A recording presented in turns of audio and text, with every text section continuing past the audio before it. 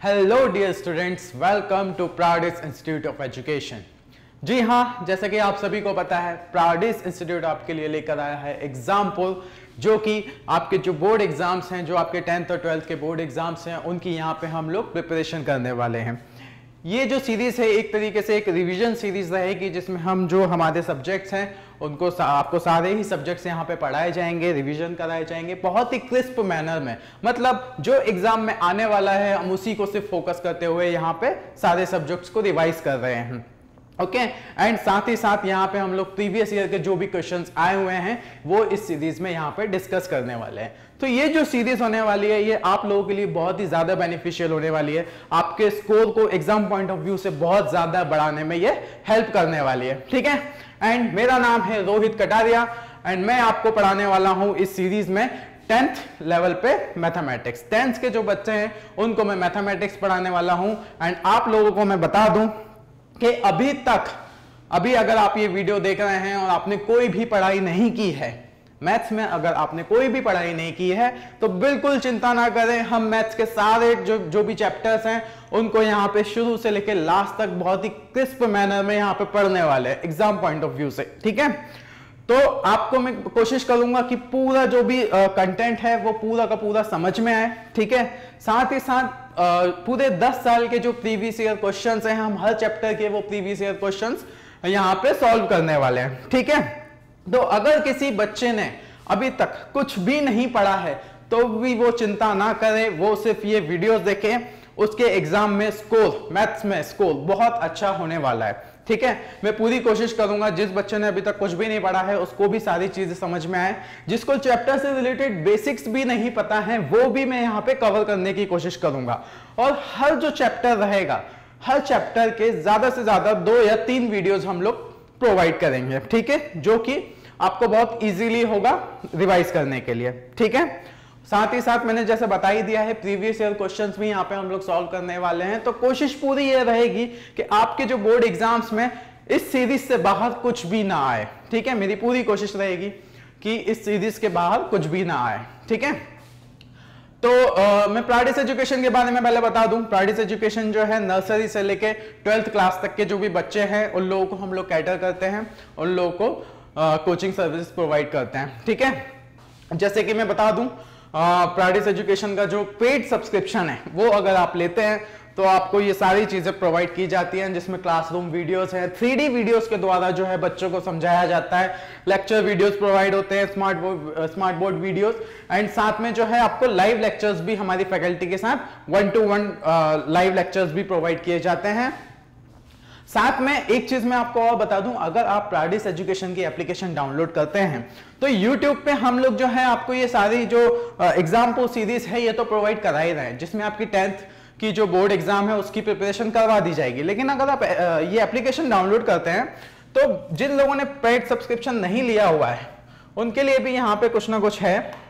ये जो कंटेंट है आपका free solution, practice test, worksheet, ये सारा का सारा जो है आपको फ्री ऑफ कॉस्ट यहाँ पे एप्लीकेशन में प्रोवाइड करवा दिया जाएगा। ठीक है, तो जिस बच्चे ने सब्सक्रिप्शन नहीं भी ले रखा है तो वो भी क्या कर सकता है, YouTube पे वीडियोस पूरे देख सकता है, हर सब्जेक्ट के वीडियोस आपको मिल ही रहे हैं, साथ में एप्लीकेशन डाउनलोड करके ये तीनों चीजें जो हैं वो एक्सेस कर पाएगा। तो फ्री सॉल्यूशन आपको मिल जाएंगे, बहुत सारी बुक्स के आपको प्रैक्टिस सेट्स मिल जाएंगे, DPPs मिल जाएंगी, आपको वर्कशीट वगैरह सब मिल जाएंगे। ठीक है, तो और अगर कोई चाहता है नहीं हमें 1-to-1 हमें फैकल्टी से पढ़ना है तो आप लोग जो ये सब्सक्रिप्शन है ये भी ले सकते हैं। ठीक है, मैं उसको एक बार और बता देता हूं।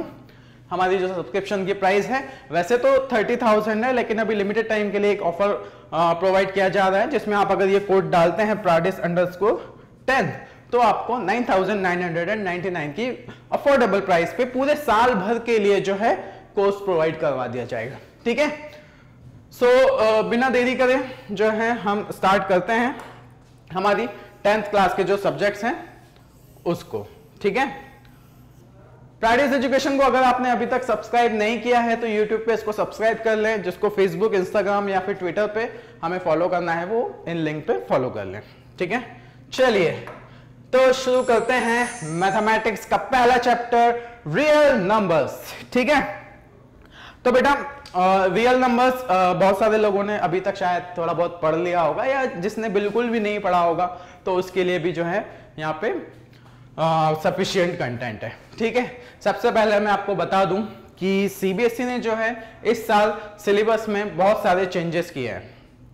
ठीक है, तो बहुत सारी चीजें ऐसी थी जो सिलेबस में ऐड थी लेकिन एग्जाम पॉइंट ऑफ व्यू से वो इंपॉर्टेंट नहीं थी, तो सीबीएसई ने वो चीजों को इस साल से डिसकंटिन्यू कर दिया है। ठीक है, तो हम हर चैप्टर के बाद क्या करेंगे, हर चैप्टर में हम ये डिस्कस कर लेंगे कि पहले सिलेबस क्या था और अभी सिलेबस क्या है, ताकि हमें क्लियरली दिख जाए कि क्या चीज हमें बिल्कुल नहीं पढ़नी है और क्या चीजें इंपॉर्टेंट है। ठीक है, तो ये जो पहला चैप्टर है रियल नंबर्स, इसका मैं आपको बता दूं, ये है आपका नया सिलेबस, ऊपर जो लिखा हुआ है न्यू। ठीक है, ये है आपका पूरा नया सिलेबस जिसमें कि fundamental theorem of arithmetic, statements after reviewing work done earlier and after illustrating and motivating through examples, उसके बाद है proofs of irrationality of root 2, root 3, root 5। ठीक है, तो ये आपका न्यू सिलेबस है। अब पुराना क्या था, पुराना सिलेबस भी एक बार देख लेते हैं। ये जो नीचे दिया हुआ है यूलिट्स डिवीजन लेमा, ये आपका ये जो रेड कलर में जो भी चीजें लिखी हुई हैं ये इस साल से डिसकंटिन्यू कर दी गई हैं। ठीक है, ये जो व्हाइट कलर में दिया हुआ है ये तो आपका अभी भी है, fundamental theorem of arithmetic and proof of irrationality of root 2, root 3, root 5। साथ में पहले और क्या होता था, decimal representation of rational numbers in terms of terminating, non terminating etcetera. मेरा ये बताने का मोटो ये है कि हम लोग अभी ये जो सीरीज है इसमें सिर्फ और सिर्फ जो बोर्ड एग्जाम्स है उनके लिए हम लोग फोकस करने वाले हैं। ठीक है, जब हमें पता है कि बोर्ड एग्जाम्स में ये सब नहीं आने वाला है तो इस पे हम अपना टाइम वेस्ट क्यों करें। अगर आपको कहीं और दिखता है यहाँ पे रिलेटेड, इससे रिलेटेड कोई और टॉपिक्स दिखते हैं तो इसीलिए मैंने बता दिया कि आपको ऐसा फील ना हो कि अरे ये तो सर ने पढ़ाया ही नहीं या ये तो हमने पढ़ा ही नहीं।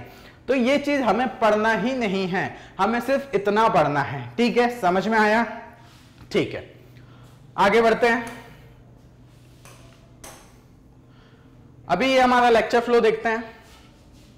यहां पे सबसे पहले जो है हम इस चैप्टर का इंट्रोडक्शन देखेंगे, basics required for this chapter. हम देखेंगे कि इस चैप्टर में क्या क्या आपको बेसिक्स लगने वाले हैं। जैसे कि मैंने बताया अभी कि जिस बच्चे को कुछ भी पुराना भी नहीं पता या फिर बिल्कुल स्टार्टिंग से वो 10th बोर्ड की जो मैथमेटिक्स है उसकी प्रिपरेशन करना अगर वो चाहता है तो पूरी हेल्प रहेगी कि उसको हर चीज समझ में आए। इसके लिए अगर इस चैप्टर से हटके कुछ बेसिक्स भी अगर लगते हैं तो वो भी मैंने यहाँ पे कवर किए हैं।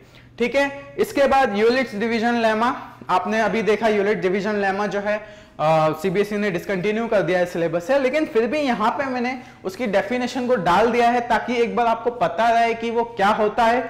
और इसका एक यूज ये है कि इसका इस चैप्टर में थोड़ा बहुत यूज भी होगा, तो जिस वजह से इसका सिर्फ हम ओवरव्यू लेते हुए चलेंगे। लास्ट में हम देखेंगे फंडामेंटल थ्योरम ऑफ अरिथमेटिक। ठीक है, ये बहुत इंपॉर्टेंट है, फंडामेंटल थ्योरम ऑफ अरिथमेटिक, ये हम देखेंगे। ठीक है,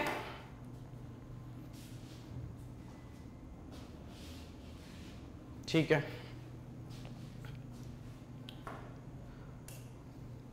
तो सबसे पहले हम लोग देखते हैं इंट्रोडक्शन। ठीक है, real numbers are numbers that include both rational and irrational numbers.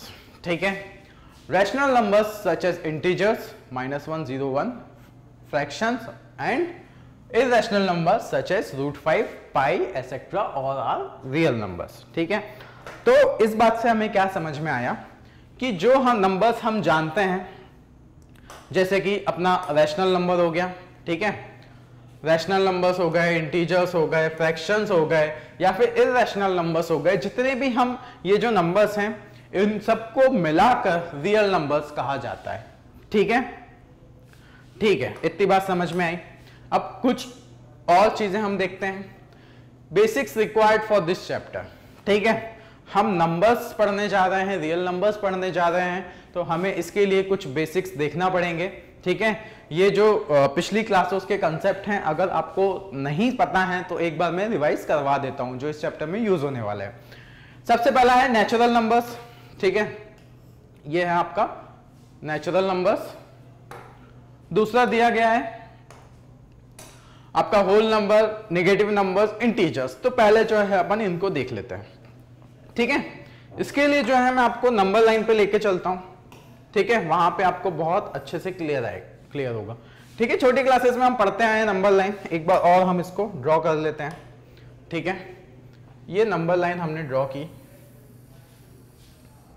ठीक है, ये 0, ये 1 2 3 4 5 -1 -2 -3 एंड सो ऑन। ठीक है, यहां पे भी पॉजिटिव इंटीजर्स सो ऑन। तो नंबर लाइन में हम क्या करते हैं, हम नंबर लाइन में क्या करते हैं, 0 से राइट हैंड पे हम लोग पॉजिटिव इंटीजर्स को शो करते हैं, 0 से पहले हम नेगेटिव इंटीजर्स को शो करते हैं। ठीक है, इंटीजर्स तो सबको पता होगा इंटीजर्स क्या होते हैं। ठीक है, नंबर लाइन पे हमने ये रिप्रेजेंट कर दिया। ठीक है, तो नंबर लाइन हमें समझ में आई। उसके बाद क्या करना है, हमें अब अलग अलग नंबर्स को देखना है कि कौन से नंबर्स क्या होते हैं। सबसे पहला अपना नेचुरल नंबर्स। ठीक है, नेचुरली जो नंबर होते हैं लाइक 1 2 3 4 जो हमारे डेली यूज में हम लोग यूज करते हैं। ठीक है, कोई भी नंबर बोलते हैं पॉजिटिव, तो उसको हम 1 से लेके आगे के जितने भी पॉजिटिव इंटीजर्स हैं उनको हम बोलते हैं नेचुरल नंबर्स। ठीक है, याद रखिएगा इसमें 0 इंक्लूड नहीं होता है। ठीक है, 0 के बाद जितने भी पॉजिटिव इंटीजर्स हैं उनको हम नेचुरल नंबर्स बोलते हैं। ठीक है, इतनी बात समझ में आती है। ठीक है, अब 0 बेचारा बुरा मान जाएगा, 0 बोलेगा भैया मुझे क्यों इंक्लूड नहीं कर रहे हो। ठीक है, 0 को भी हमने बाद में इंक्लूड किया, तो 0 को मिला के उसके बाद जितने भी इंटीजर्स हुए उनको हमने बोल दिया होल नंबर्स। ठीक है, ये हैं होल नंबर्स, ये हैं नेचुरल नंबर्स। ठीक है, फिर भैया जैसे जैसे मैथ्स में आगे बढ़े हम लोग, उसके बाद हमें ये भी डिस्कवर हुआ कि भैया कुछ नेगेटिव इंटीजर्स भी होते हैं। ठीक है, तो उनको हमने बोल दिया negative numbers, -1 -2 -3 -4 and so on. ये हो गए हमारे नेगेटिव इंटीजर्स। इन सब को अगर एक साथ मिला दिया जाए, इन सब को अगर एक साथ मिला दिया जाए तो ये सारे हो जाते हैं हमारे इंटीजर्स। ठीक है, इंटीजर्स में होल नंबर भी आते हैं, नेचुरल नंबर्स भी आते हैं और नेगेटिव इंटीजर्स भी आते हैं। ठीक है, इतनी बात समझ में आ गई होगी। ठीक है, ठीक है, अब हम देखते हैं रैशनल नंबर्स और इर्रेशनल नंबर्स। ठीक है, कोई भी नंबर, फ्रैक्शन की मैं बात कर रहा हूं, फ्रैक्शन में कोई भी नंबर जिसको हम a/b के फॉर्म में रिप्रेजेंट कर सकते हैं, जहां पे a और b दोनों ही इंटीजर्स हैं,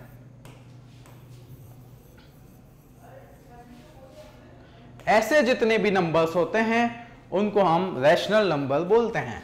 सिंपल सी बात है, रैशनल नंबर्स वो होंगे जिनको हम फ्रैक्शन में लिख सकते हैं, न्यूमरेटर एंड डिनोमिनेटर की फॉर्म में लिख सकते हैं, और जहां पे न्यूमरेटर और डिनोमिनेटर दोनों ही इंटीजर्स होने चाहिए। ठीक है, ये बात समझ में आ गई। जिस नंबर को भी हम इस फॉर्म में लिख सकते हैं वो है हमारे रैशनल नंबर्स। अब थोड़ा कुछ लोगों को ये लग रहा होगा सर वैसे तो हम हर नंबर को हम लोग जो है इस फॉर्म में लिख सकते हैं। ठीक है, हम अगर सिंपल 5 दिया हो तो भी हम इस फॉर्म में लिख सकते हैं, 5/1 लिख दो इसको। अगर 2/3 लिखा हुआ है तो ये तो ऑलरेडी उसी फॉर्म में है। तो ऐसे कौन से नंबर्स होते हैं जिनको हम इस फॉर्म में नहीं लिख सकते हैं? ठीक है, आ रहा होगा बहुत लोगों को डाउट, मैं बता देता हूं। जैसे कि √5, इसको हम ऊपर इंटीजर नीचे इंटीजर इस फॉर्म में नहीं लिख सकते। ठीक है, √3 हो गया, इसको भी नहीं लिख सकते। √2 हो गया, उसको भी नहीं लिख सकते। ऐसे ही बहुत सारे नंबर्स होते हैं जिनको हम इस तरीके से डिफाइन नहीं कर पाते कि ऊपर भी इंटीजर हो नीचे भी इंटीजर हो, उसको हम बोलते हैं इर्रेशनल नंबर्स। ठीक है, इस चैप्टर में ये वाले नंबर्स का बेसिक समझना बहुत ज्यादा इंपॉर्टेंट है, क्या रैशनल होता है वो क्या इर्रेशनल होता है। ठीक है, ठीक है, इतनी बात समझ में आ गई। अब हम चलते हैं प्राइम नंबर्स और कंपोजिट नंबर्स में। ठीक है, ठीक है, प्राइम नंबर्स और कंपोजिट नंबर्स आगे भी इस चैप्टर में आने वाले हैं, तो इसको हम अभी से क्लियर करते चलते हैं। ठीक है, प्राइम नंबर्स क्या होते हैं? किसी भी नंबर को अगर किसी दूसरे नंबर के फॉर्म में डिवाइड ना किया जा सके तो वो प्राइम नंबर होता है। ठीक है, बाय डेफिनेशन समझना थोड़ा मुश्किल होता है। रैंडमली हम कोई सा भी नंबर लेते हैं, कोई सा भी क्या, सारे नंबर लेते हैं, 1 लेते हैं, 2 लेते हैं, 3 4 5 6 7 8 9 10 11 एंड सो ऑन। बहुत सारे नंबर्स हैं, हम हर नंबर्स को जो है धीरे धीरे चेक करते हुए चलते हैं। सबसे पहले हमने देखा 1 को, ठीक है। अब मैं आपको एक बात बता दूं, डिवाइड होना इसका क्या मतलब होता है, ठीक है। क्या 28 2 से डिविजिबल है, इसका क्या मतलब हुआ? सबसे पहले मैं ये बताता हूं। इसका मतलब ये हुआ, कोई एक नंबर दूसरे से डिविजिबल है, इसका मतलब ये होगा अगर वो किसी इंटीजर के बराबर आ जाए तो मतलब a जो है वो b से डिविजिबल है। फिर से बताता हूं, जैसे 28 यहां पे लिखा 28 और ये है मान लो 2। अगर इसकी वैल्यू किसी इंटीजर के बराबर मतलब 14 आ गई तो मतलब 28 जो है वो 2 से डिविजिबल है, ठीक है।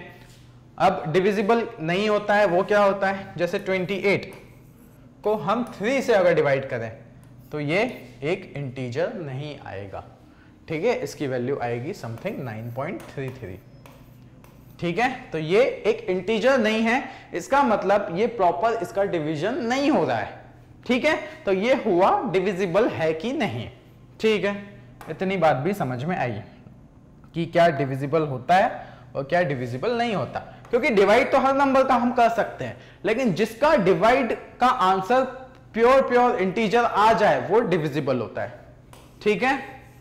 समझ में आई होगी इतनी बात, ठीक है। हम आगे का डिस्कशन करते हैं, ठीक है। ये बात भी हमने समझ ली कि भैया डिविजिबल क्या होता है और क्या डिविजिबल नहीं होता है, ठीक है। अब देखो हम लोग यहां पे 1 को चेक करते हैं, ठीक है। 1 जो है 1 सिर्फ अपने आप से ही डिविजिबल होगा, मतलब 1 के डिवाइड में अगर 1 होगा तो ही एक इंटीजर आएगा, नहीं तो एक इंटीजर नहीं आएगा। 1 की जगह कुछ भी रख दोगे एक इंटीजर नहीं आने वाला है, ठीक है। 2 को चेक करते हैं। 2 के नीचे अगर हम 1 रख दें, मतलब 2 को 1 से डिवाइड करें तो भी एक इंटीजर आएगा। 2 को अगर 2 से डिवाइड करें तो भी एक इंटीजर आएगा। इन दोनों के अलावा कोई ऐसी वैल्यू नहीं है जिसको नीचे रखने पर एक इंटीजर आए, ठीक है। तो जो 2 है एक तो 1 से डिविजिबल है और दूसरा अपने आप से डिविजिबल है। क्या बोला मैंने? एक तो वो 1 से डिविजिबल है, दूसरा अपने आप से डिविजिबल है। ये लाइन बहुत इंपॉर्टेंट है। जो भी नंबर्स या तो 1 से डिविजिबल होते हैं या फिर अपने आप से सिर्फ डिविजिबल होते हैं वो प्राइम नंबर होते हैं, ठीक है। तो हमको एक ऐसा नंबर मिल गया जो कि 1 जो है वो या तो 1 से डिविजिबल है या अपने आप से डिविजिबल है, वो हो गए प्राइम नंबर्स। समझ में आया? जो भी नंबर या तो सिर्फ 1 से डिविजिबल हो या अपने आप से सिर्फ डिविजिबल हो, इन दो के अलावा किसी भी तीसरे इंटीजर से प्योर डिविजिबल नहीं है, वो प्राइम नंबर्स हैं, ठीक है। 2 को हमने देखा, 2 भी सिर्फ या तो 1 से डिविजिबल है या सिर्फ अपने आप से डिविजिबल है, तो 2 भी प्राइम हो गया, ठीक है। 3 को चेक कर लेते हैं। 3 को चेक कर लेते हैं,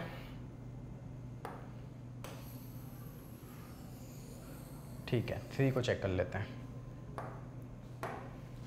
3 के नीचे हमने 1 रखा, ठीक है। 3 आया मतलब डिविजिबल है। 3 के नीचे हमने 2 रखा, कितना आया? 1.5 मतलब इंटीजर नहीं है, डिविजिबल नहीं है, ठीक है, ठीक है। 3 के नीचे अगर हम 3 रखते हैं तो कितना आया? 1 आया, इंटीजर आया मतलब डिविजिबल है। अब 3 के नीचे कुछ भी रखते जाओ, 3/4 3/5, तो ये एक इंटीजर नहीं आने वाला, ठीक है। अगर डिनोमिनेटर 3 से ज्यादा है या ऊपर न्यूमरेटर से ज्यादा डिनोमिनेटर है तो इंटीजर तो आ ही नहीं सकता। तो हमें पता चल गया कि 3 जो है वो सिर्फ 1 से डिविजिबल है या फिर अपने आप से डिविजिबल है, तो ये भी हमारा जो है प्राइम नंबर है। प्राइम नंबर निकालने की समझ में आ गया, ये भी हमारा प्राइम नंबर है। अब हम 4 को चेक करते हैं, ठीक है। 4 को हमने चेक किया, 4 को चेक करते हैं। 4 के नीचे सबसे पहले हमने 1 रखा, कितना आया? 4। 4 के नीचे हमने 2 रखा, कितना आया? 2। 4 के नीचे 3 रखा, कितना आया? 1.33। 4 के नीचे हमने 4 रखा, कितना आया 1। मतलब इंटीजर हमें किस किस केस में मिल रहा है, 4 जब 1 से डिवाइड हो रहा है तो 4 मिल रहा है, इंटीजर है। 4 जब 2 से डिवाइड हो रहा है तो इंटीजर है, इंटीजर मिल रहा है, ठीक है। 4 जब 4 से डिवाइड हो रहा है तो भी इंटीजर मिल रहा है। मतलब 4 जो है अपने आप से डिविजिबल है, 1 से डिविजिबल है, लेकिन साथ में 4 जो है वो 2 से भी डिविजिबल है। इसका मतलब वो प्राइम नहीं है। समझ में आई बात? सारे नंबर्स अभी जब हमने 1, 2 और 3 देखे वो या तो सिर्फ अपने आप से डिविजिबल थे या 1 से डिविजिबल थे, लेकिन 4 को हमने देखा 4 1 से भी डिविजिबल है, 4 2 से भी डिविजिबल है और 4 4 से भी डिविजिबल है, अपने आप से भी डिविजिबल है। तो ये भैया ये नंबर जो है ये प्राइम नहीं है। समझ में आया प्राइम कैसे चेक करना है? अगर ये प्राइम नहीं है, अगर ये प्राइम नहीं है तो इसको बोलेंगे हम कंपोजिट नंबर। समझ में आया? जो भी नॉन प्राइम नंबर्स होते हैं, जो पॉजिटिव इंटीजर्स होते हैं, वो कंपोजिट नंबर होते हैं। ठीक है, मतलब 1 से अगर हम शुरू होते हैं, हमें क्या बात पता चली, 1 से हम शुरू होते हैं और सारे इंटीजर्स को लिखते हैं तो या तो वो प्राइम होंगे या फिर कंपोजिट नंबर होंगे। ठीक है, 5 मैं बता देता हूं आपको, 5 भी प्राइम है। ठीक है, आप चेक कर लेना जिस तरीके से मैंने बताया। 6 अपना कंपोजिट नंबर है। ठीक है, 7 अपना वापस से प्राइम है। 8 अपना वापस से कंपोजिट नंबर है। ठीक है, 9 कंपोजिट है, 10 कंपोजिट है, 11 अपना वापस से प्राइम है। इस तरीके से जो है आप चेक कर सकते हो। ठीक है, तो प्राइम नंबर्स और कंपोजिट नंबर्स के बारे में हमने यहाँ पे बहुत अच्छे से समझ लिया है।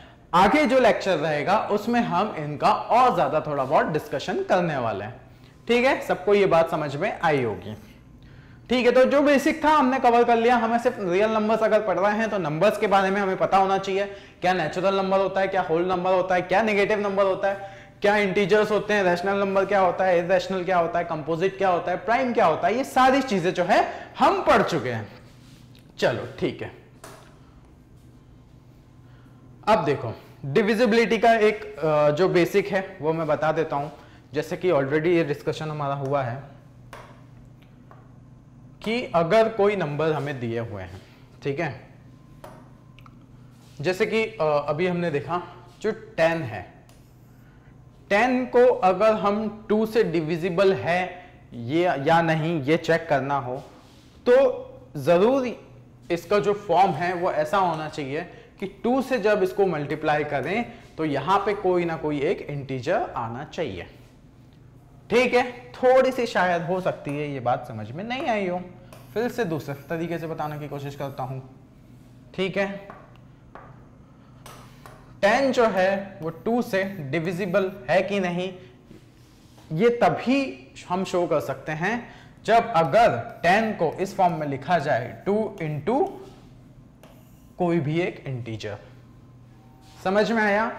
किसी दो नंबर को अगर चेक करना हो, a non zero integer a is said to divide an integer b if there exists an integer c such as b equal to a into c। जो पिछली स्लाइड में हमने डिस्कशन किया उसी का थोड़ा सा डेफिनेशन के फॉर्म में दिया गया है कि परफेक्टली डिविजिबल होने के लिए कोई अगर दो नंबर हैं जैसे कि a और ये b, तो इसको अपन b लिख लेते हैं, इसको अपन a लिख लेते हैं तो ये इसी फॉर्म में आ जाएगा। तो b should be equal to a into some integer. 10 को हम कैसे लिख सकते हैं? 2 इंटू 5, मतलब कि ये एक इंटीजर है 5, मतलब 10 और 2 जो है वो आपस में डिविजिबल है। अगर हम 10 और 3 को ले लें, ठीक है, 10 और 3, तो क्या किसी भी तरीके से 10 equal to 3 into some integer लिखा जा सकता है?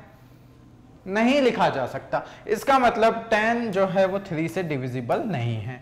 ठीक है, ये बात समझ में आई। डिविजिबिलिटी के लिए क्या चीज होनी चाहिए? जब हम डिवाइड करें तो परफेक्टली एक इंटीजर आनी चाहिए या फिर उन दोनों नंबर को किसी इस फॉर्म में लिखा होना चाहिए, मतलब कि b should be equal to a into some integer c। ठीक है, ये रिलेशन भी समझ में आया कि अगर b और a आपस में डिविजिबल हैं तो b should be equal to a into some integer. ठीक है, अब बचपन का हमारा एक और कंसेप्ट है ठीक है, ये तो बहुत ही ज्यादा बचपन का कंसेप्ट हो गया। अगर b equal to A into C लिखा हुआ है, मतलब वो b को हमने a से डिवाइड किया है, तो भैया इसमें इस डिवीजन में b क्या होता है, a क्या होता है, c क्या होता है, ये हम देखते हैं। b को हम बोलते हैं डिविडेंड, जिसको हम डिवाइड कर रहे हो उसको हम बोलते हैं डिविडेंड, और जिससे हम डिवाइड करते हैं उसको बोलते हैं डिवाइजर, और जो हमारा आंसर आता है वो होता है क्वोशिएंट। ठीक है, हम बचपन में इसको किस तरीके से देखते थे, हमारे पास इस तरीके का एक डिवीजन होता था। यहाँ पे जैसे कि मान लो यहाँ 10 लिखा हुआ है, हम 2 से डिवाइड कर रहे हैं, आंसर आ रहा है 5। तो जिसको हम डिवाइड करते थे वो हमारा डिविडेंड होता था, जिससे हम डिवाइड करते थे वो हमारा डिविजर होता था, और जो आंसर आता था वो हमारा क्वोशिएंट होता था। इसी फॉर्म में हम लोग डिवीजन बचपन में सीखते थे, उसी को यहाँ पे लिखा गया है। एक बार रिवाइज आपको कराने के लिए मैं ये लेके आया हूं कि डिविडेंड क्या होता है, डिवाइजर क्या होता है, क्वोशिएंट क्या होता है। जिसको हम डिवाइड कर रहे हो वो डिविडेंड होता है, जिससे डिवाइड कर रहे हो वो डिविजर होता है, और जो हमारा इन दोनों को डिवाइड करने के बाद आंसर आता है वो क्वोशिएंट होता है। ठीक है, ये हमें बात पता है, और इसको इस तरीके से लिख सकते हैं, dividend equal to divisor into quotient. ठीक है, ठीक है, ये बात भी समझ में आती है। ठीक है, नाउ आपका जो एक टॉपिक था यूलिट्स डिवीजन लेमा, वो इसी से कुछ ना कुछ रिलेटेड था। ठीक है, बाय द वे ये जो टॉपिक है ये सिलेबस से हट चुका है। इससे रिलेटेड बहुत सारे क्वेश्चंस जो थे पिछले साल एग्जाम्स में आए हुए हैं। पिछले 10 साल के अगर आप पेपर्स देखें तो इस चैप्टर से बहुत सारे क्वेश्चंस इसी टॉपिक से आते थे, लेकिन अभी सीबीएसई ने इस टॉपिक को डिसकंटिन्यू कर दिया है, तो बहुत सारे वो क्वेश्चंस ऑलरेडी हमारे हट गए हैं। ठीक है, अब ये यूलिट्स डिवीजन लेमा क्या कहता है मैं आपको बता दूं, ऑलरेडी मैं इसको समझा चुका हूं। ठीक है, इसका थोड़ा और अपडेटेड वर्जन मैं आपको इस थ्योरम में बता देता हूं। ठीक है, अगर कोई इंटीजर है a और b, जिसमें जो a है वो b से बड़ा है। क्या बोला मैंने, दो इंटीजर हैं a या b, कोई से भी ले लो, a जो है वो b से बड़ा है। ठीक है, इतनी सी बात। अगर ऐसे दो इंटीजर एग्जिस्ट करते हैं तो किसी भी ऐसे दो इंटीजर्स को इस फॉर्म में लिखा जा सकता है, जो कि है a should be equal to b into something quotient plus remainder r, a equal to b into q plus r। इस फॉर्म में किसी भी पेयर ऑफ इंटीजर्स को लिखा जा सकता है। अगर a बड़ा है, कोई भी दो नंबर हमें दिए गए हैं जिसमें एक बड़ा है और एक छोटा है, बड़े नंबर को हमको यहां रखना है, छोटे नंबर का कुछ ना कुछ मल्टीप्लीकेशन होके या तो वो नंबर आ जाएगा या फिर कुछ ना कुछ रिमाइंडर बच जाएगा। ये तो हम डिवाइड करते हुए आ ही रहे हैं, एग्जाम्पल से समझ लेते हैं। अभी हमारा जो एग्जाम्पल चल रहा है उसी को ले लेते हैं। 10 को हमने 2 से डिवाइड किया, ठीक है, क्वेश्चन कितना आया 5। मतलब 10 को हम इस तरीके से लिख सकते हैं, 10 can be written as 2 into 5। ठीक है, इस केस में जो है रिमाइंडर कुछ भी नहीं बच रहा है तो हम इसको 0 लिख देंगे। इस फॉर्म में लिखा जा सकता है 10 और 2 को, 10 और 2 को इस फॉर्म में लिखा जा सकता है, बिल्कुल लिखा जा सकता है। अब हम एक काम करते हैं, एक हमारा जो डिवीजन था उसको लेते हैं 10 और 3। ठीक है, यहां पे हम अगर डिवाइड करेंगे तो यहां पे 3 आएगा और रिमाइंडर हमारा बचेगा 1। मतलब हम इसको कैसे लिख सकते हैं, हम इसको कैसे लिख सकते हैं, 10 can be written as 3 into कितना आया 3 प्लस रिमाइंडर 1। तो किसी भी दो इंटीजर को हम किसी भी फॉर्म में किसी भी तरीके से ऐसे लिख सकते हैं, integer a equal to integer b into some integer plus remainder. ठीक है, मतलब किसी भी दो इंटीजर को a plus b q, a equal to b q plus r के फॉर्म में लिखा जा सकता है। ठीक है, इसका मतलब कहने का यही हुआ कि किसी भी दो इंटीजर को हम लोग इस फॉर्म में लिख सकते हैं। किस फॉर्म में लिख सकते हैं, इस फॉर्म में लिख सकते हैं, dividend equal to divisor into quotient plus remainder. ठीक है, समझ में आया। ठीक है, मतलब a को किसी भी a इंटीजर को हम b into quotient plus remainder के फॉर्म में लिख सकते हैं। ठीक है, ठीक है, इतना सा हमें इसके बारे में सिर्फ पढ़ना था, आगे कहीं यूज होगा तो हम देख लेंगे। ठीक है, नेक्स्ट टॉपिक पे चलते हैं। ठीक है, एक क्वेश्चन हम कर लेते हैं। ठीक है, क्या दिया हुआ है क्वेश्चन में? A number when divided by 73 gives 34 as quotient and 23 as remainder। क्या क्या दिया हुआ है? डिविडेंड दिया हुआ है, डिवाइडेड बाय 73 डिवाइजर दिया हुआ है, जिससे हमने डिवाइड किया वो हुआ डिवाइजर। जो हमारा आंसर आया, सॉरी ये डिवाइजर, ये हमारा आंसर आया, ये हो गया क्वोशिएंट, और ये रिमाइंडर दिया हुआ है। मतलब डिवाइजर दिया हुआ है 73, ठीक है, क्वोशिएंट दिया हुआ है, क्वोशिएंट हमारा दिया हुआ है 34, और रिमाइंडर दिया हुआ है, रिमाइंडर आर दिया हुआ है 23। तो भैया निकालना क्या है? डिविडेंड। डिविडेंड हमें निकालना है, डिविडेंड हमें निकालना है। हमें पता है डिविडेंड, मैं शॉर्ट में लिख देता हूं, equal to divisor into quotient plus r. ठीक है, तो ये हमें निकालना है डिविडेंड। डिवाइजर हमारा दिया हुआ है 73 इंटू क्वोशिएंट हमारा दिया हुआ है 34 और प्लस रिमाइंडर। रिमाइंडर कितना दिया हुआ है? रिमाइंडर 23 दिया हुआ है। ठीक है, 23 रिमाइंडर दिया हुआ है प्लस 23। इसको हम सॉल्व कर देंगे, हमारा आंसर आ जाएगा। चलो सॉल्व कर देते हैं। 73 इंटू 34, 73 इंटू 34 है ना, 73 इंटू 4 3 ज़ा 12, 7 4 ज़ा 28, 29। ठीक है, 292 लिखा हुआ, 3 3 ज़ा 9, 7 3 ज़ा 21, 2 1 2 9 9 18, 2 3 4 2 4 8 2, इसकी वैल्यू हुई 2482 और रिमाइंडर कितना हुआ 23। प्लस कर देते हैं 2482 प्लस 23, 2482 प्लस 23, 3 2 5 8 2 10, चलो एक 5, 2505 आंसर हो गया। कितना? 2505 आंसर हो गया। ठीक है, समझ में आया? कुछ नहीं किया, ये हमें पता था डिवाइजर दिया हुआ था, क्वेश्चन दिया हुआ था, रिमाइंडर दिया हुआ था, हमने डिविडेंड निकाल लिया। ठीक है, चेक कर लेते हैं।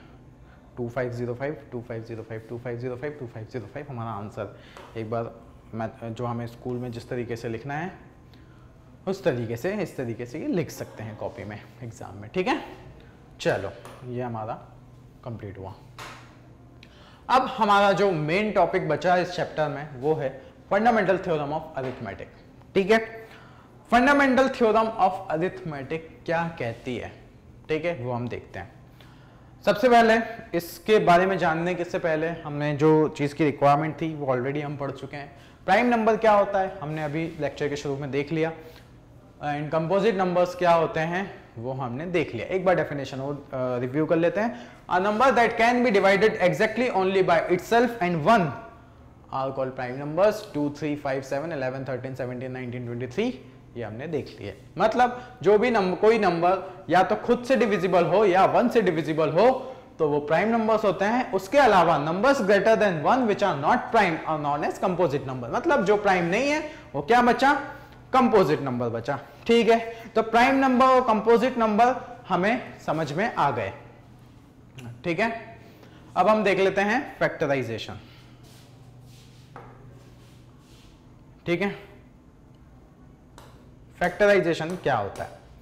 बचपन की क्लासेस में हम पढ़ रखे हैं फैक्टराइजेशन क्या होता है। ठीक है, किसी भी नंबर का फैक्टराइजेशन हम कैसे करते हैं? जैसे कि यहां दिया हुआ है, मैं इसको यहां लिख देता हूं। ये दिया हुआ है 54 का, यहां फैक्टराइजेशन करके दिया हुआ है। मतलब हमने किसी भी नंबर को लिया, 54 लिया, उसका फिर हम फैक्टर्स निकालने की कोशिश करते हैं। फैक्टर्स कैसे निकालते हैं? सबसे पहले हम 2 से शुरू होते हैं, 2 से डिवाइड किया, कितना आया? 27। ठीक है, वापस से 2 से डिवाइड करने की कोशिश करेंगे लेकिन 2 से डिवाइड नहीं होगा, तो हम नेक्स्ट नंबर पर बढ़ते हैं, 3 पे चलते हैं। 3 पे गए, 3 से डिवाइड किया, कितना आया 9। वापस से 3 से डिवाइड करने की कोशिश करेंगे, डिवाइड हो जाएगा, कितना आया 3।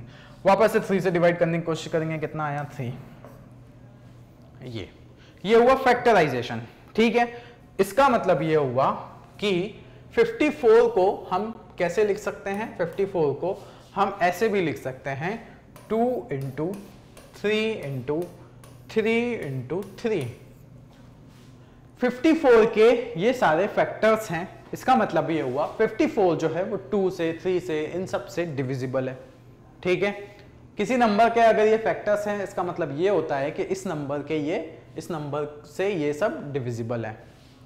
ठीक है, ये बात समझ में आई। 54 को हम ऐसे भी लिख सकते हैं, साथ ही साथ अगर आप देखें 54 को हम ऐसे भी लिख सकते हैं 54 इंटू 2 इंटू 3 इंटू 9, ऐसे भी लिख सकते हैं। 54 को हम ऐसे भी लिख सकते हैं 54 इक्वल टू 2 इंटू 9 3 से 27, ऐसे भी लिख सकते हैं। 54 को हम ऐसे भी लिख सकते हैं 6 इंटू 9। मतलब बहुत सारे तरीके होते हैं 54 को फैक्टराइजेशन के फॉर्म में लिखने के। हमने यहाँ पे तरीका देख लिया, एक तरीका ये देखा, ठीक है, देखो एक तरीका हमने यहाँ पे देखा 54 equal to 2 into 3 into 3 into 3।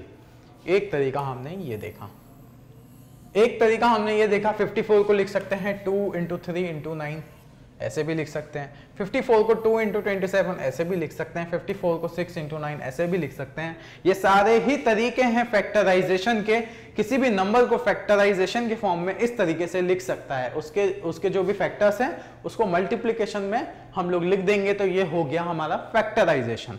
अभी तक फैक्टराइजेशन हमने डिस्कस किया, वो समझ में आया। किसी भी नंबर को उसके फैक्टर्स के मल्टीप्लिकेशन में लिख दिया अगर, तो वो हुआ फैक्टराइजेशन। ठीक है, अब एक चीज होती है प्राइम फैक्टराइजेशन। ठीक है, ध्यान से समझना प्राइम फैक्टराइजेशन क्या होता है। ठीक है, अभी मैंने 54 को जो है अलग अलग तरीके से फैक्टराइज करके लिखा।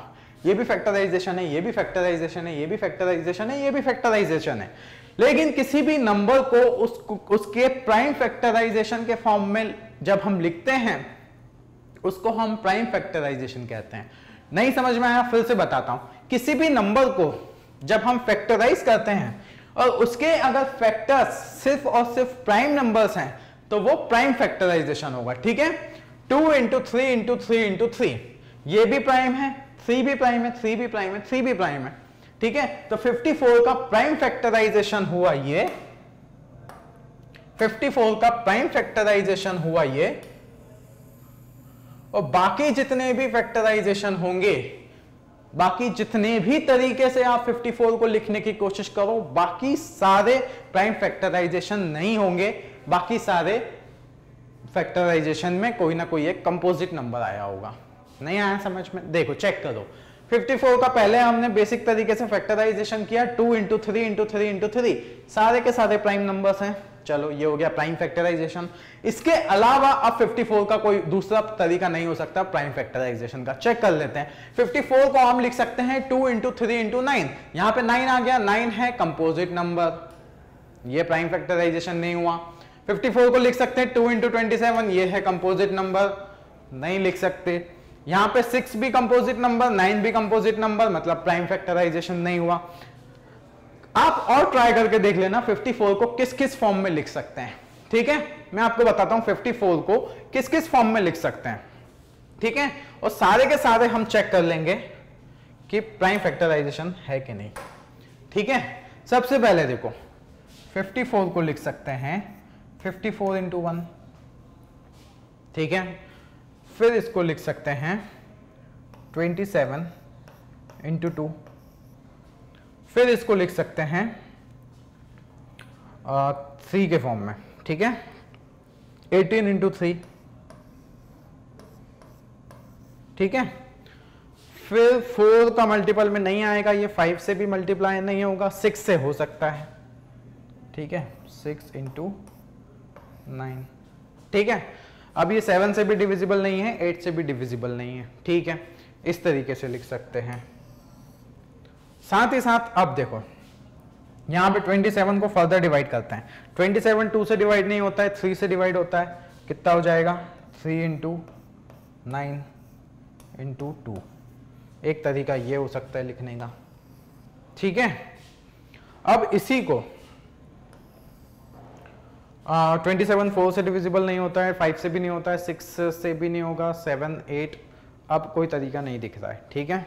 27 में 9 इंटू 3 हम ऑलरेडी देख चुके हैं। अब इसी को वापस से करके देखते हैं। 3 इंटू 2 ऑलरेडी हो चुका है। 9 को अगर हम फिर से फैक्टराइज करें तो ये हो गया 3 इंटू 9 को लिखते हैं 3 इंटू 3 इंटू 2। अरे ये तो वही हो गया, ये तो वही हो गया, ये तो प्राइम फैक्टराइजेशन जो हमने लिखा था वही है। एक 2 है, 2 1 टाइम है और 3 3 टाइम है, तो ये वही हो गया, ठीक है। मतलब वापस से वही आ गया। चलो ठीक है। अब और क्या क्या तरीके हैं? और ये एक 18 है, 18 को फर्दर डिवाइड कर सकते हैं। मतलब 18 को लिख सकते हैं 3 इंटू 6, 3 इंटू 6 लिख सकते हैं, और ये वापस से यहाँ का 3 आया। 18 को लिखा 6 इंटू 3 3, ये इस तरीके से लिख सकते हैं। और इसको फर्दर डिवाइड करते हैं 9 को कर सकते हैं 3 इंटू 3 इंटू 6। ये सारे हमने तरीके देख लिए कि 54 को किस किस तरीके से हम लोग डिवाइड कर सकते हैं। यही तरीके हैं 54 को डिवाइड करने के, 54 के फैक्टराइजेशन के सिर्फ यही तरीके हैं। लेकिन इन सारे तरीकों में हमने देखा कि हर एक तरीके में या तो प्राइम नंबर, सिर्फ एक तरीके में सारे के सारे प्राइम नंबर्स हैं, बाकी सब में प्राइम और कंपोजिट का मिक्स है। देख लेते हैं। 54 कंपोजिट नंबर है, 27 कंपोजिट नंबर है, 9 कंपोजिट नंबर है, 18 कंपोजिट नंबर है, 9 कंपोजिट नंबर है, यहाँ पे 6 कंपोजिट है, यहाँ पे 6 कंपोजिट है। इसका मतलब ये हुआ किसी भी नंबर के अगर हम फैक्टराइजेशन करें तो फैक्टराइजेशन के तरीके बहुत सारे होते हैं, लेकिन प्राइम फैक्टराइजेशन सिर्फ एक ही तरीके से हो सकता है किसी नंबर का। समझ में आया? किसी भी नंबर को अगर उसके प्राइम फैक्टराइजेशन हम करें तो वो एक यूनिक तरीका होगा, ठीक है। मतलब किसी भी नंबर का प्राइम फैक्टराइजेशन यूनिक होगा। यूनिक का मतलब क्या हुआ कि वो सिर्फ इसी तरीके से हो सकता है। 2 की पावर 1, 54 को हम लिख सकते हैं 2 की पावर 1 इंटू 3 की पावर 3। इसके अलावा कोई और प्राइम फैक्टर के फॉर्म में हम नहीं लिख सकते 54 को, ठीक है। ये हुआ। दो चीजें इस कंसेप्ट में ध्यान रखने वाली हैं।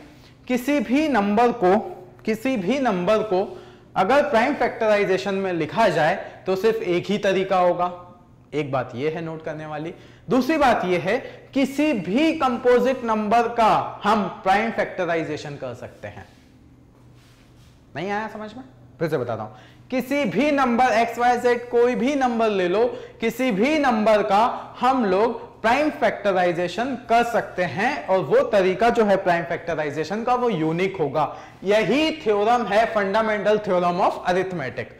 फंडामेंटल थ्योरम ऑफ अरिथमेटिक बताती है किसी भी नंबर को हम एक प्राइम फैक्टराइजेशन के फॉर्म में लिख सकते हैं, और वो जो प्राइम फैक्टराइजेशन का जो फॉर्म होगा वो यूनिक होगा। चलो ये सारा इरेज करके हम अब डेफिनेशंस पढ़ते हैं, ठीक है। फैक्टराइजेशन हमने पढ़ लिया। To write a number in multiple of its factor is called factorization. इस बात में किसी को डाउट नहीं होगा। ये है इस थ्योरम की definition. Every composite number can be written as the product of powers of its prime factors and this factorization is unique. ये बात मेरे हिसाब से इतने डिस्कशन के बाद सभी को समझ में आ गई होगी। किसी भी कंपोजिट नंबर को हम उसके product of powers of prime factors लिख सकते हैं। मतलब किसी भी नंबर को जो है हम किसी भी कंपोजिट नंबर को जो है प्राइम उसके जो प्राइम फैक्टर्स हैं उसकी पावर्स में लिख सकते हैं। जैसे 2 की पावर 1 लिखा, 3 की पावर यहाँ पे 3 लिखा। किसी भी नंबर को आप इस फॉर्म में लिख सकते हो। एक और स्टेटमेंट में देता हूं। कोई भी नंबर है अगर a, उसको हम किस तरीके से लिख सकते हैं? 2 की पावर x इंटू 3 की पावर y इंटू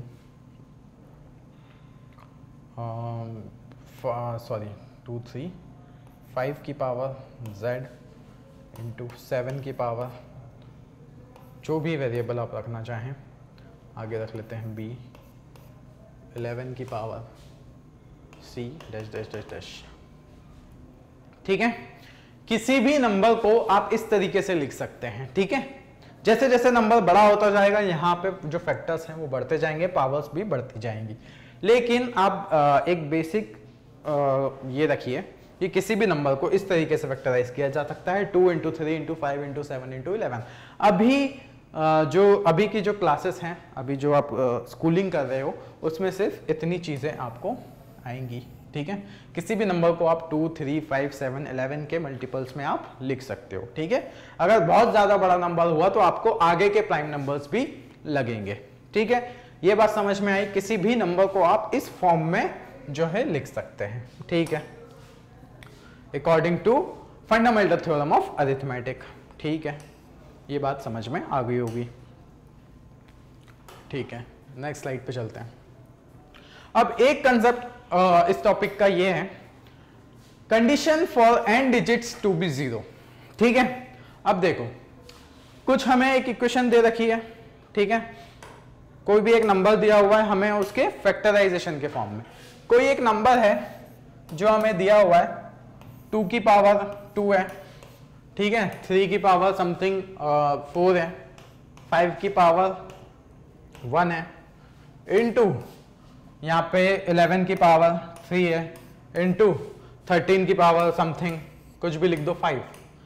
अब हमें ये पता करना है कि इस नंबर में लास्ट में 0 आएगा कि नहीं आएगा। कोई भी नंबर हो, लास्ट में डिजिट आएगा, लास्ट में 0 डिजिट आएगा कि नहीं आएगा, ये अगर चेक करना हो तो उसके लिए हमेशा तो ऐसा है नहीं कि हम इसको पूरा मल्टीप्लाई करेंगे।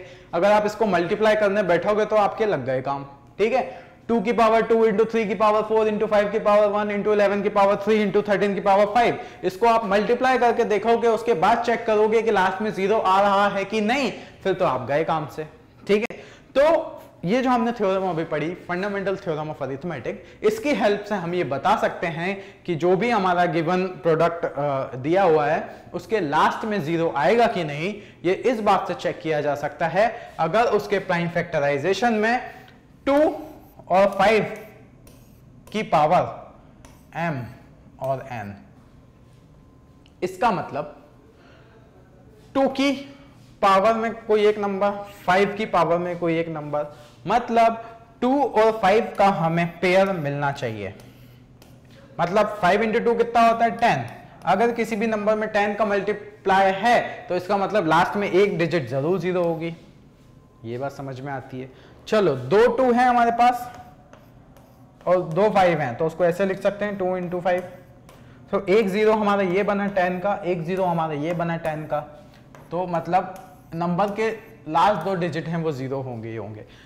इतनी सी बात समझनी है, अगर नंबर 0 से एंड हो रहा है तो मतलब उसका अगर फैक्टराइजेशन किया जाए तो उसमें अगर एक 0 है तो एक पेयर 2 और 5 का जरूर होगा। समझ में आई? अगर किसी भी नंबर का फैक्टराइजेशन किया जाता है तो उसमें एक पेयर अगर 2 और 5 का है तो उसमें जरूर एक 0 आएगा। समझ में आई? अगर 3 0 चाहिए तो 3 पेयर हमें चाहिए होंगे 2 और 5 के, मतलब 2 की पावर 3 होनी चाहिए और 5 की पावर भी 3 होनी चाहिए। 3 से ज्यादा भी हो सकती है किसी एक की नंबर पावर, जैसे मान लो 2 की पावर, इसी केस में देखते हैं 2 की पावर 2 दी हुई है और 5 की पावर 1 दी गई है। कितने पेयर बनेंगे 2 और 5 के? 2 और 5 का एक ही पेयर बन पाएगा क्योंकि 5 हमारे पास एक ही है, 2 भले कितने भी हो पेयर लेकिन एक ही बन पाएगा, तो मतलब एक ही 0 आएगा।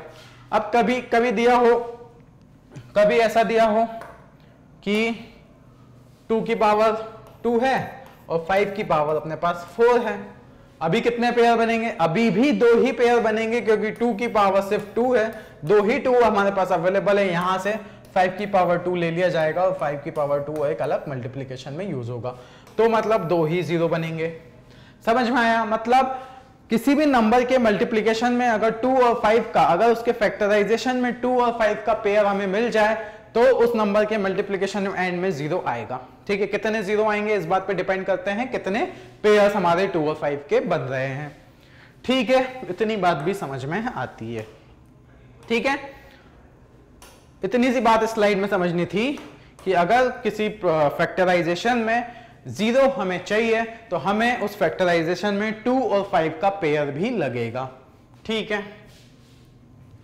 अब ये देखो, अब ये एक क्वेश्चन इस टाइप का, कंसीडर द नंबर 4 की power n where n is a natural number, check whether there is any value of n for which 4 की power n ends with digit 0। ठीक है, सोचने की कोशिश करो। हमें एक नंबर दिया हुआ है 4 की पावर n, और n एक नेचुरल नंबर है, मतलब n की वैल्यू 1 2 3 4 एंड सो ऑन कितनी भी लिख सकते हैं। ठीक है, तो हमें ये बताना है क्या ऐसा पॉसिबल है n की कोई एक वैल्यू रखो, एक n में कोई एक नेचुरल नंबर रखो और उसका जो फाइनल वैल्यू हो वो 0 से एंड हो, मतलब कम से कम एक 0 मिले। क्या ऐसा पॉसिबल है? सोचने की कोशिश करो।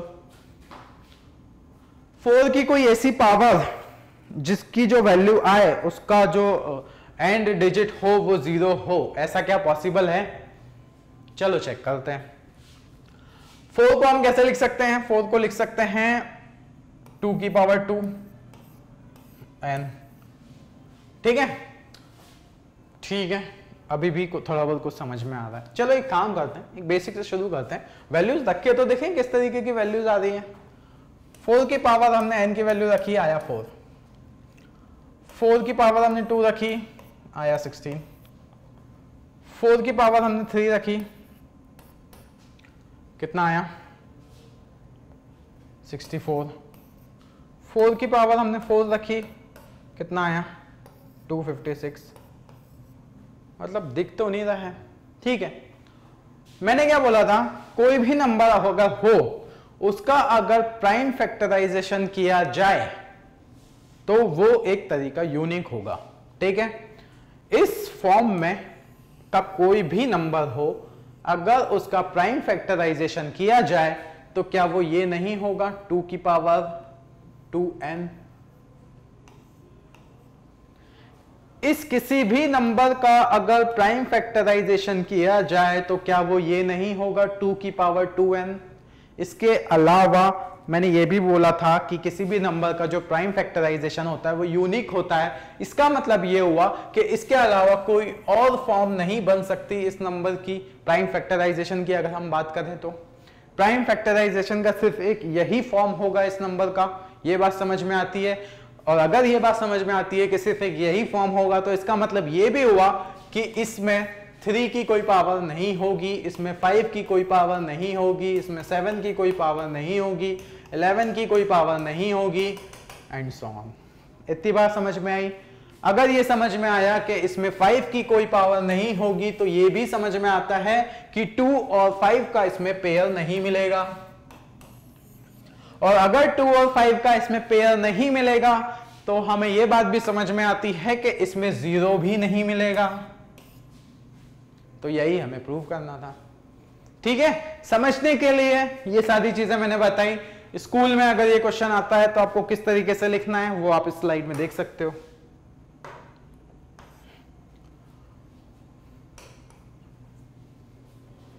ठीक है, n की वैल्यू हमने रख के देखी 1 2 3 4। ठीक है, 4 की पावर n, यहां पे हमने लिखा 2 × 2 की पावर n, 2 का स्क्वायर उसकी पावर n, 2 की पावर 2 की पावर n।